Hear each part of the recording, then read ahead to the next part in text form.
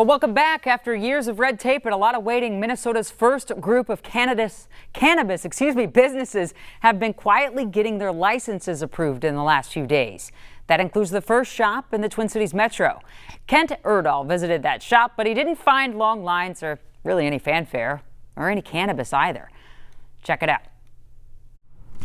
The owners of New Brighton's Lucky Strains Cannabis Dispensary are just a bit excited. I'm like over the top. I would be on the roof with a megaphone if I could be. To finally have a license to dispense cannabis. Surreal. Literally yesterday we were sitting there, and after the inspectors left here, I was like, we are approved. And it's like, oh my God. We cried so much yesterday. Happy tears. Sarah Bear Kelly Maudlin says the journey to becoming the area's first legal cannabis microbusiness wasn't easy for her or her husband, Philly. Today's actually 1 year since our application went in, exactly to the day. Unfortunately, today will not be the day that they celebrate their license by making their first cannabis sale. Sorry, not yet. For one critical reason. Now that we are approved, there's no cannabis to sell. That seems like a problem. That it's a big problem. Now we have the license, but we have no product. Unlike the plentiful Delta 9 THC products they've sold for months here, the supply of cannabis flower and related products has to come from state-licensed cultivators who are just getting growing. You know, we're looking at maybe October, November, hopefully for a fully cured product. So we've had a lot of people have called and be like, oh, I've been growing, I can give you weed, we can put in the system, and it's not that easy. We have to go through a statewide tracking system called Metric. Is that a fancy way of telling me you can't get high on your own supply? Oh no, you can at home. Just not in store. Just not in store, yeah. The Office of Cannabis Management has looked to fill that gap with a tribal compact with White Earth Nation, which got a jump start on growing and is working on providing wholesale cultivation. They've also given preliminary approval to a handful of medical growers, seeking licenses to sell up to a third of their supply to shops. So if we're lucky, that could happen, in a month or two, because there is product that's there and it's available. So the state just needs to issue licenses for that. In the meantime, should be flowing good by the holidays for sure. That'll be cool. Yeah. Lucky Strains is simply looking to find any supplier to partner with. Have a great day. There isn't a list of who's gotten approved and who hasn't gotten approved, so we have to keep track of social media every single day to see if somebody's like, hey, I got a license. That's the way that we've been tracking, okay, this grower has their license, and that's the way we've been having to do it. It's very frustrating, but what can you do? You just got to be patient and grateful that we are where we are. A stroll through downtown Stillwater is a bit of a walk through history. Well over a century of stone preserved for you to take in and admire, but behind it, something new has been going on, just out of sight. But if you look in the right place, it's pretty hard not to notice it. On a night out, the arts are on full display at the Lumberjack Lodge in downtown Stillwater.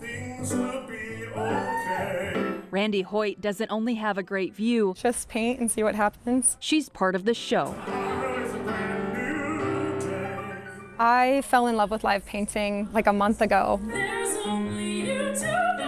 Crafting to a soundtrack may be new to Randy, but this isn't the first time her work is spotted around town. Art is bold, and art speaks. This was a whole new way of sharing my art. This mural is one of many to appear in Stillwater alleyways over the past 3 years. But before paint strokes helped soften the view, it was pretty rough, so I look out my windows onto the alley. Sarah Jesperson, the Lumberjacks owner, saw a different scene. There was 42 garbage cans. They called it Trash Alley. But when COVID forced customers outdoors, Trash Alley transformed. It's a weird opportunity that I was forced into, figure out a way to get seated outside. Sarah and the other owners organized the cleanup. Projects like this take a village. But what came next took an artistic eye. People were pretty eager to do something to help economically, help visually. Now more than a dozen murals span 2 blocks off of Main Street.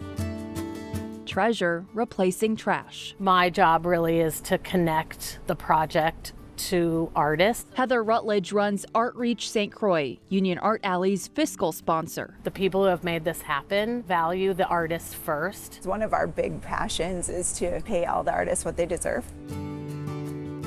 I did the pink like a couple of days ago. Carrie Katzenmeyer's one of the newest contributors. Some wild strawberries. And I have a little baby egret at the top. Her nature scenes don't usually adorn a door, but Stillwater's history means these artists have to get creative with their canvas.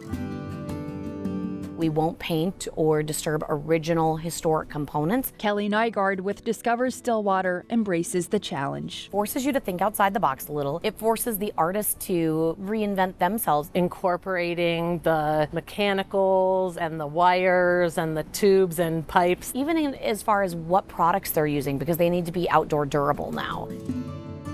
It just leads to new roads and to a new audience. While the stone framing the murals is set, there's nothing concrete about the art itself. It will continue to evolve. The goal here is to have the art change every 3 years. I like the idea of things moving on. Although each piece is temporary And things changing. everyone involved in Union Art Alley knows what's most important is a lasting impression on those passing by.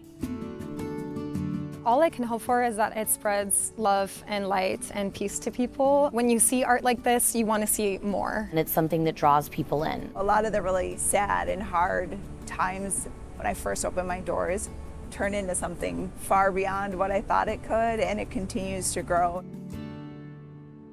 And we got good news here in the Care 11 family. Our Sunrise team now has its newest member.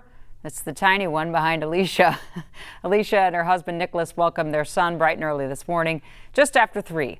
Baby Rory sure did not want to miss that Sunrise show, so got here just in time. Their oldest son, Remy, now has to be the big brother, who Alicia says is pretty excited about it, but he doesn't quite know what he's in for. I'm sure that's true.